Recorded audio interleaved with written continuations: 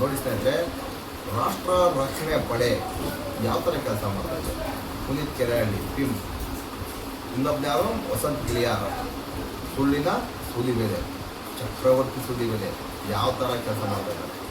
ಹಿಂದೂಗಳನ್ನು ಬೆದರಿಸಿ ಹೆಣ್ಣು ಮಕ್ಕಳನ್ನು ಬೆದರಿಸಿ, ಮೇನಾಗಿ ಬೆದರಿಸಿ ಅತ್ಯಾಚಾರಿಸತಕ್ಕಂಥದ್ದು, ಮತ್ತೊಂದು ಮಾಡ್ತಕ್ಕಂಥದ್ದು. FIR ಆಗಿದೆ ರೀ. ಅವರ ಒಂದು ಅಶ್ಲೀಲವಾದ ವಿಡಿಯೋಗಳನ್ನು ಫೋಟೋನ ಇಟ್ಕೊಂಡು ಅವ್ರನ್ನ ಬೆದರಿಸ್ತಕ್ಕಂಥದ್ದು, ದುಡ್ಡು ಉಸ್ಲಿ ಮಾಡ್ತಕ್ಕಂಥದ್ದು. ಟಿಂಪ್ ಅಂದರೆ ಏನು? ತಲೆ ಎಳೆತ ಮಾಡ್ತಾರೆ, ಹೆಣ್ಮಕ್ಳು ತಲೆ ಎಳೆತ ಅಂತ ಕೇಸ್ ಆಗಿದೆ ರೀ. ಯಾವುದು ಸುಳ್ಳಲ್ಲ, ಸತ್ಯ. ಇದ್ರ ಬಗ್ಗೆ ನಮ್ಮ ಗಿರೀಶ್ ಮಠಣ್ಣನವರ್ ಸ್ಫೋಟಕ ವರದಿ ಕೊಟ್ಟಿದ್ದಾರೆ. ಒಮ್ಮೆ ನೋಡಿ, ನಿಮಗೆಲ್ಲ ಗೊತ್ತಾಗುತ್ತೆ. ಚಿತ್ರದುರ್ಗದ ರಾಮನಾಗರ್ ಮೇಡಮ್ ಮತ್ತು ಗಿರೀಶ್ ಮಠಣ್ಣನವರ್ ಇವರ ಬಗ್ಗೆ ಏನು ಹೇಳಿದ್ದಾರೆ ಎಂಬುದರ ಬಗ್ಗೆ ನಿಮಗೆಲ್ಲ ಗೊತ್ತಾಗಬೇಕಂದ್ರೆ ಈ ವಿಡಿಯೋ ಎಲ್ಲಿ ಸ್ಕಿಪ್ ಮಾಡದೆ ನೋಡಿ. ಯಾವ ಥರ ಯಾರ ರಕ್ಷಣೆ ನಿಂತಿದ್ದಾರೆ, ಧರ್ಮಸ್ಥಳದ ಕಾಮದ ರಕ್ಷಣೆ ಇವರ ಹೊಣೆನ ಅಥವಾ SIT ವರದಿಯನ್ನು ತಿರುಚಾಕ್ಲಿಕ್ಕೆ ಈ ಥರ ಮಾಡ್ತಿದ್ದಾರೆ ಒಂದು ಗೊತ್ತಾಗ್ತಾ ಇದೆ. ರಾಷ್ಟ್ರ ರಕ್ಷಣಾ ವೇದಿಕೆ ಅಂತ, ಹಿಂದೂಗಳ ರಕ್ಷಣೆ ಅಥವಾ ಯಾರ ರಕ್ಷಣೆ ನನಗಂತೂ ಗೊತ್ತಿಲ್ಲ.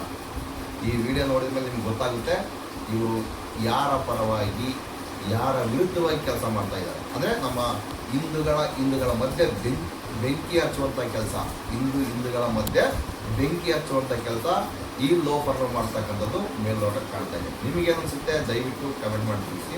ಈಗ ಪೂರ್ಣ ವಿಡಿಯೋ ಸ್ಕಿಪ್ ಮಾಡದೆ ನೋಡಿ. ನಮಸ್ಕಾರ. ಮಾಧ್ಯಮ ಮಿತ್ರರು ಕೂಡ ಅಷ್ಟೇ, ನಿಮ್ಮ ಬಗ್ಗೆ ನಮಗೆ ಅಭಿಮಾನ ಇದೆ. ಎಷ್ಟೋ ಸರಿ ನಾವು ಸಿಟ್ಟಂತ ನಾವು we are not against any TV channel, ಆದರೆ ಟ್ರಾನ್ಸ್ಪರೆಂಟ್ ಆಗಿ ಹೇಳಿ. ಕೊನೆಯದಾಗಿ ಇನ್ನೊಂದು ಪ್ರಮುಖ ಅಂಶ, ಏನದು ರಾಷ್ಟ್ರ ರಕ್ಷಣಾ ಪಡೆ. ನಮ್ದು ವಿರೋಧ ಇಡೀ ರಾಜ್ಯಾದ್ಯಂತ ಎಷ್ಟು ಹಾವಳಿ ಮಾಡಿಬಿಟ್ಟಿದ್ದಾರೆ ಅಂತ ಹೇಳಿದ್ರೆ, ಗುಲ್ಬರ್ಗಾ ಜಿಲ್ಲೆ ಬ್ರಹ್ಮಪುರ ಪೊಲೀಸ್ ಠಾಣೆಯಲ್ಲಿ ಒಬ್ಬರು ಮಹಿಳೆ ದೂರನ್ನ ದಾಖಲೆ ಮಾಡಿ ಪಾಪ ಸ್ಟೇಷನ್ ನಿಂದ ಹೊರಗಡೆ ಬಂದು ನನಗೆ ನ್ಯಾಯ ಸಿಗ್ತಿಲ್ಲ ಸರ್ ಅಂತ ಪಾಪ ಅವಲತ್ಕೊಳ್ತಾ ಇದ್ದಾರೆ. ಆ ರಾಷ್ಟ್ರ ರಕ್ಷಣಾ ಪಡೆ ಅಂದರೆ ಏನದು? ಪುನೀತ್ ಕೆರೆಹಳ್ಳಿ ಇದು ಆ ಮಹಿಳೆ ಹೇಳಿದ್ದು, ನಾನು ಹೇಳೋದಲ್ಲ.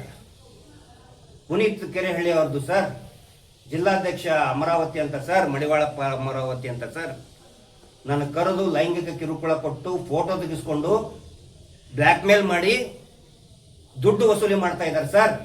ಆ ಮಹಿಳೆ ಹೇಳಿದ್ದು. ಯಾವುದಿದು ರಾಷ್ಟ್ರ ರಕ್ಷಣಾ ಪಡೆ?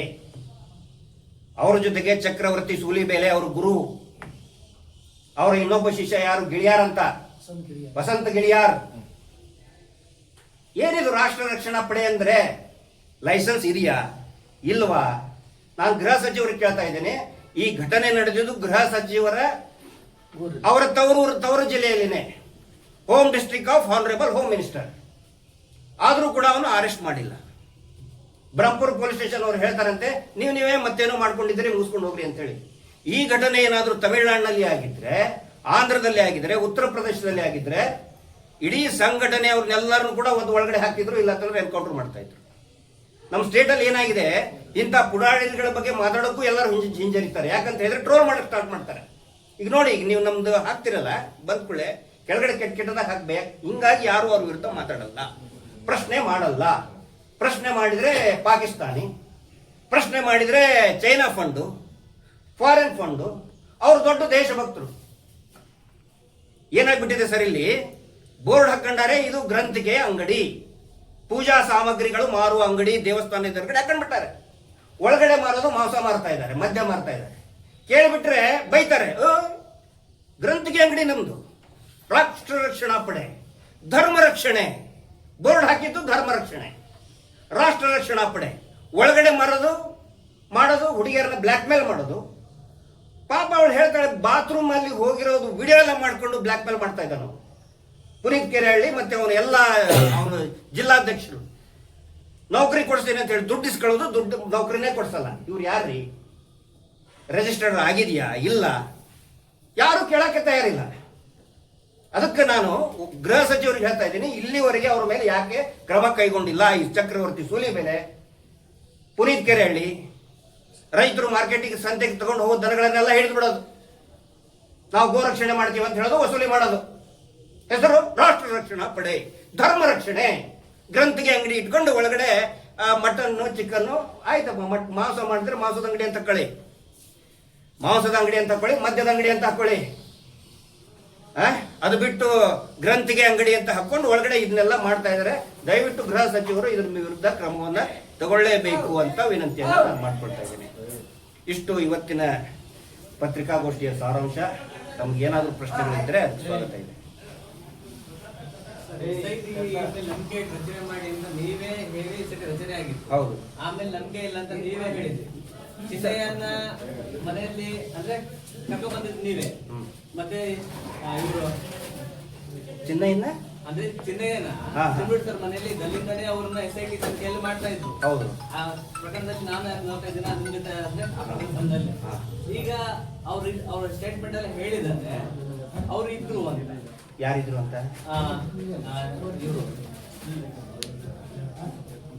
ಪ್ರಕಾಶ್ ಸರ್ ಹೇಳಿದ್ರು, ಇವೇ ಪರಿಚಯ ಮಾಡ್ಕೊಡ್ರಿ ಅಂತ ಸ್ಟೇಟ್ಮೆಂಟ್ ಅಂತ ಯಾವಾಗ ಹೇಳಿದ್ದಾರೆ? ಇದನ್ನ ಪ್ರಕಾಶ್ ಸರ್ ಹೇಳಿದ್ದಾರೆ ಸರ್. ನನಗೆ ಗಿರೀಶ್ ಪಟೇಲ್ ಅವರು ಹೇಳಿದ್ರು. ಪ್ರಕಾಶ್ ರಾಜ್ ಒಬ್ಬರೇ ಅಲ್ಲ, ಯಶ್ ಅವರು ಅವಾಗಲೇ ಟ್ವೀಟ್ ಮಾಡಿದ್ದಾರೆ, ಐಶ್ವರ್ಯ ರಾಯ್ ಟ್ವೀಟ್ ಮಾಡಿದ್ದಾರೆ, ಆಮೇಲೆ ದುನಿಯಾ ವಿಜಯ್ ಹೇಳಿದ್ದಾರೆ, ಆಮೇಲೆ ಯಾರು ಅಹಿಂಸಾ ಚೇತನ್ ಹೇಳಿದ್ದಾರೆ, ಆನಂತರ ಕಿಶೋರ್ ಅವರು ಸಪೋರ್ಟ್ ಮಾಡಿದ್ದಾರೆ. ಪ್ರಕಾಶ್ ರಾಜ್ ಅವರು ಇಬ್ಬರದೇ ಹೆಸರು ಯಾಕೆ ಬಂತು ಅಂತ ನಾನು ಕೇಳೋದು. ಅವರೆಲ್ಲರೂ ನೇರವಾಗಿ ನನಗೆ ಕೆಲವರು ಮಾತಾಡಿದ್ರೆ ಕೆಲವರು ಮಾತಾಡಿಲ್ಲ. ಎಷ್ಟೋ ಜನ MP ಗಳು ಫೋನ್ ಮಾಡಿದ್ದಾರೆ ನನಗೆ, MLA ಸೌಜನ್ಯ ಮನೆಗೆ ಬಂದು ನಮ್ಮ ಬೆಂಬಲ ಇದೆ ಅಂತ ಹೇಳಿದ್ದಾರೆ. ನಾನು ಕೇಳೋದು, ಪ್ರಕಾಶ್ ರಾಜ್ ಸರ್ದು ಇದ್ದಿದ್ದ ಹೆಸರಿದ್ದಿದ್ರೆ ಅವನ ತನಿಖೆ ನಡೀತಲ್ಲ 1.5 ತಿಂಗಳು, ಅವಾಗ ಯಾಕೆ ಹೇಳಿಲ್ಲ? ಪ್ರಕಾಶ್ ರಾಜ್ ಅವ್ರದ್ದು, ರಮಾ ನಾಗರಾಜ್ ಅವ್ರದ್ದು ತನಿಖೆ ಎಲ್ಲ ಮುಗಿದ ಮೇಲೆ ಇನ್ನೇನು ಸೌಜನ್ಯ ಪ್ರಕರಣ ದೆಹಲಿಯಲ್ಲಿ ಶುರು ಆಗುತ್ತೆ, ಆ ಟೈಮಿಗೆ ಯಾಕೆ ಬಿಡುಗಡೆ ಮಾಡಿದ್ರು ಅಂತ ನಾನು ಕೇಳ್ತಾ ಇದ್ದೀನಿ. ಇದ್ರೆ ನೋಡಿ, ಅವ್ನ ಎನ್ಕ್ವೈರಿ ನಡೀತಾ ಇತ್ತಲ್ಲ ಸರ್, ನಂದು ನಡೀತಾ ಇತ್ತಲ್ಲ, ಅವಾಗ ಕೇಳಬೇಕಾಗಿತ್ತಲ್ಲ.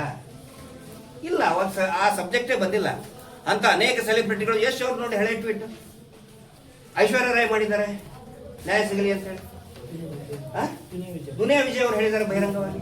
ಸೊ ಅವ್ರ ಹೆಸರು ಯಾಕೆ ತಗೊಂಡು ಬಂದ್ರು ಅಂತ. ಆನಂತರ ತಾವು ಹೇಳಿದ್ರಿ ಚಿನ್ನಯ್ಯ ಅವ್ರನ್ನ ನಾ ಕರ್ಕೊಂಡು ಬಂದಿಲ್ಲ, ಚಿನ್ನಯ್ಯನ ನಾ ಕರ್ಕೊಂಡು ಬಂದಿಲ್ಲ, ಅವನೇ ಹಾಗೆ ಬಂದಿದ್ದು. ಅವ್ರ ಸ್ಟೇಟ್ಮೆಂಟ್ ಹೇಳಿದ್ದಾರೆ, ನಮಗೆ ಹೇಳಿದ್ರು. ಅವರ ಸ್ಟೇಟ್ಮೆಂಟ್ ನ್ಯಾಯಾಧೀಶನಲ್ಲಿ ಹೇಳೋ ಸಂದರ್ಭದಲ್ಲಿ ಅವರೇ ಸ್ವತಃ ಹೇಳಿದ್ರು. ಇಲ್ಲ ಇಲ್ಲ, ನ್ಯಾಯ ನಿಮ್ ಕಡೆ ಏನ್ ಸಿಗ್ತದೆ? 164 ಸ್ಟೇಟ್ಮೆಂಟ್ ಅಲ್ಲಿ ನನ್ನ ಹೆಸರು ಹೇಳಿಲ್ಲ.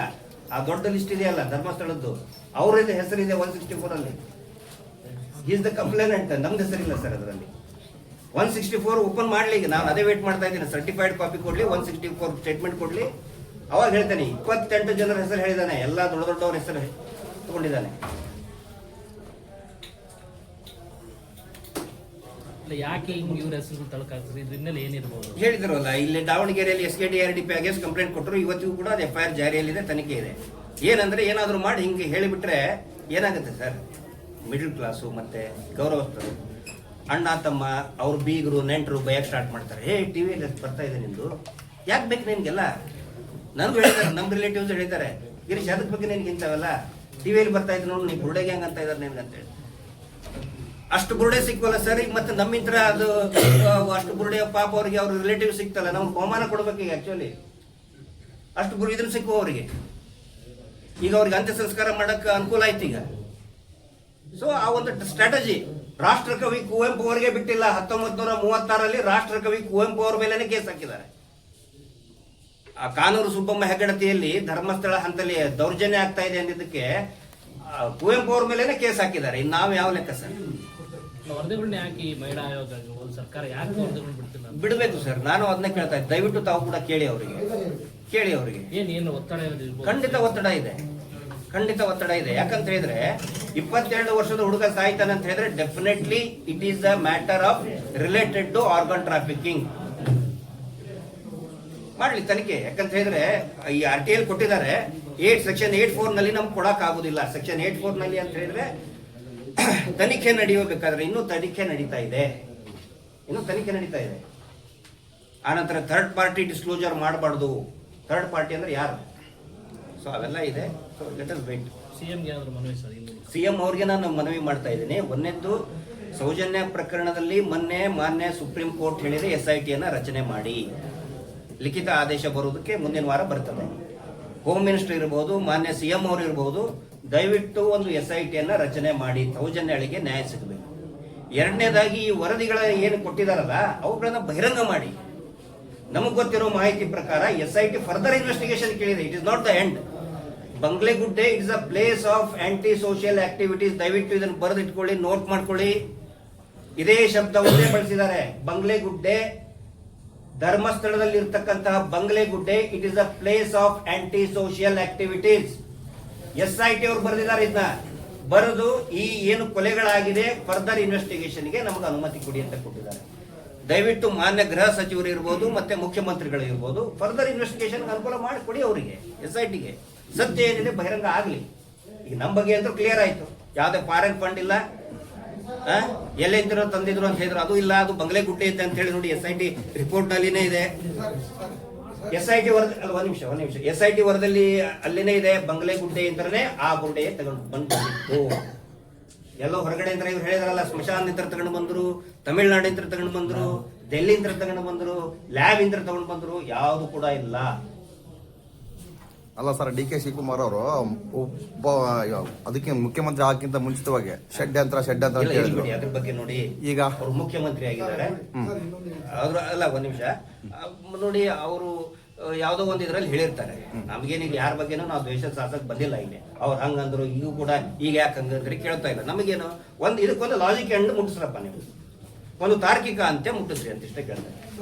UDO ಬಗ್ಗೆ ಮಂಡಲ ಪಂಚಾಯತಿ ದಾಖಲಾತಿ, ಗ್ರಾಮ ಪಂಚಾಯತಿ 1500 ಡೆಡ್ ಬಾಡಿಗಳು, 1510 ಡೆಡ್ ಬಾಡಿಗಳು, ಡೆಡ್ ಬಾಡಿಯ ದಾಖಲೆಗಳನ್ನ ಪರಿಶೀಲನೆ ಮಾಡಿದ್ದು ಬಹಳ ಇದೆ. ಅದೆಲ್ಲ ಸರ್ಟಿಫೈಡ್ ಕಾಪಿ ಸಿಕ್ಕ ಮೇಲೆ ಬಹಳ ಪ್ರತಿ 2 ದಿನಕ್ಕೆ ಒಂದು ಹೆಣ ಬಿದ್ದಿದೆ ಸರ್. ಎವ್ರಿ 2 days ಒಂದು ಡೆಡ್ ಬಾಡಿ ಸಿಕ್ಕಿದೆ ಅಲ್ಲಿ. ಪ್ರತಿ 2 ದಿನಕ್ಕೆ ಒಂದು dead body from the last 12 years. ಏನು ಇಲ್ವೇ ಇಲ್ಲ. ತಮ್ಮೆಲ್ಲರ ಸಹಕಾರ ಇದೆ ಸರ್. ಅದಕ್ಕೆ ನಾನು ಹೇಳೋದು, ಒಂದ್ ಸೆಕೆಂಡ್ ಹೇಳ್ತೇನೆ, ದಯವಿಟ್ಟು ಯಾವುದೋ ಒಂದು ನ್ಯಾರೇಷನ್ಸ್ ಮೇಲೆ ಹೋಗಬೇಡಿ. ಬರೀ ಪುರುಷರದ್ದೇ ಅಂತೇಳಿ ಇದರಲ್ಲಿ ಇದೆ, ಮಹಿಳೆ ಇದ್ದಂತ ಇಲ್ಲೇ ತೋರಿಸ್ಬಿಡ್ಲ ನಿಮ್ಗೆ, ಯಾಕೆ ಮುಚ್ಚು ಮರೆ. ನೋಡಿ ಇಲ್ಲಿ item number 12, item number 12, female sex, one unknown female unidentified. FSL ಅವ್ರು ಕೊಟ್ಟಿದ್ದಿದ್ರು. ಅದಕ್ಕೆ ದಯವಿಟ್ಟು ನ್ಯಾರೇಷನ್ಸ್ ಮೇಲೆ ಹೋಗಬೇಡಿ. ಯಾರೋ ಒಬ್ರು ಹೇಳ್ತಾರೆ ಹಂಗಂತೆ ಹಿಂಗಂತೆ, ಅಂತೆಕಂತೆ ಆಗ್ಬಾರ್ದು. ಟ್ರಾನ್ಸ್ಪರೆಂಟ್ ಆಗಿ ಒಂದು ವರದಿ ಅಂತ ಇರಲಿ, ಜನರಿಗೆ ಒಂದು ಜಾಗೃತಿ ಅಂತ ಮೂಡಿ. ಸರ್, ಒಂದು ಸ್ಮಶಾನ ಇಲ್ಲದಿದ್ರೆ ಊರಲ್ಲಿ, ಆ ಊರಲ್ಲಿ ಇದು ದಫನ್ ಮಾಡ್ಬೋದಾ ಸರ್? ಮಾಡಕ್ ಬರಲ್ಲ ರೀ. ಎಲ್ಲವೂ ಕೂಡ ಅವತ್ತಿಂದ ಅವತ್ತೇ ದಫನ್ ಮಾಡಕ್ ಸಾಧ್ಯನೇ ಇಲ್ಲ. It is highly impossible. ಅಲ್ಲ ಸರ್, ಉಗ್ರಪ್ಪನ ವರದಿಯನ್ನು ಮುಚ್ಚೋಯ್ತಲ್ಲ, ಅದೇ ತರ ಮುಚ್ಚೋಗುತ್ತೆ ಹೆಂಗ್ ಸರ್ ಇದು? ಅಲ್ಲ, ಅದಕ್ಕೆ ನಾನು ಇಷ್ಟೆಲ್ಲ ನಾವು ಇದು ಮಾಡ್ತಾ ಇರೋದು. ಎಲ್ಲ ಕಡೆ ಪ್ರವಾಸ ಮಾಡಿ ನಮ್ಮನ್ನೇ ತುಳಿಲಿಕ್ಕೆ sir, Sowjanya case dead case ಅಂತ ಹೇಳಿದ್ರ, ಮುಗಿದಾಧ್ಯಾಯ ಅಂತ ಮುಗಿದಾಧ್ಯಾಯ ಅಂತ ಹೇಳಿದ್ರ, ಹೇಳಿದ್ರು. ಮತ್ತಿಗೆ ಚಾಲನೆ ಬಂತು. ಯಾಕೆ? ಯಾವಾಗ ಜನ ನಿಂತ್ಕೊಳ್ತಾರೆ, ಜನರು ಗಟ್ಟಿಯಾಗಿ ನಿಂತ್ಕೊಳ್ತಾರೆ, ಅವಾಗ ಅದಕ್ಕೊಂದು ಶಕ್ತಿ ಅಂತ ಬರ್ತದೆ. ನೆಕ್ಸ್ಟ್ ನಮ್ಮ ರೈತ ಮುಖಂಡರು ಬಂದಿದ್ದಾರೆ. ಎಲ್ಲರಿಗೂ ಅವ್ರದ್ದು ಕೂಡ ಅವರ ಹೋರಾಟನೂ ಕೂಡ ಯಶಸ್ವಿ ಆಗಲಿ, ಚಳವಳಿ